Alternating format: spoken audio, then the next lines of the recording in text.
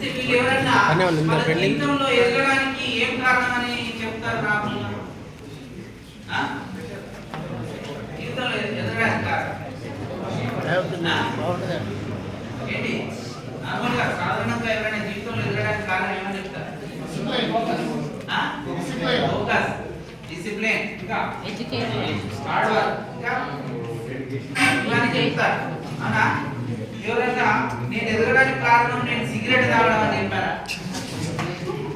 నేను ఒక్కటిసారి 12 బీర్లు తాగుతా పెట్టని చెప్పారా? నేను రోజుకు ఒకసారి గంజాయి తాగుతా కనుక నేను ఈ స్థాయికి అని చెప్పారా? మరి మనం ఆ ఫేవరెట్ హీరోలో లాగా కావాలి. అల్లు అర్జున్ చెప్పాడా సినిమాలో వాడు దొంగ? ఏం సినిమాది? దొంగ. అంటే జీవితంలో అంటున్నాడా? అసలు అల్లు అర్జున్ ఏంటి? నా ఏంటి 40+ ఉంటాడు. కానీ అల్లు అర్జున్ చూస్తే ఎట్లుంటాడు?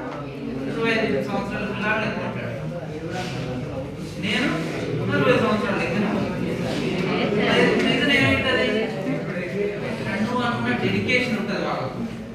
అసలు డైలీ ఒక 3-4 గంటలు ఎక్సర్సైజ్ చేస్తారు. రాములలో కొలుచుకొని తింటారు.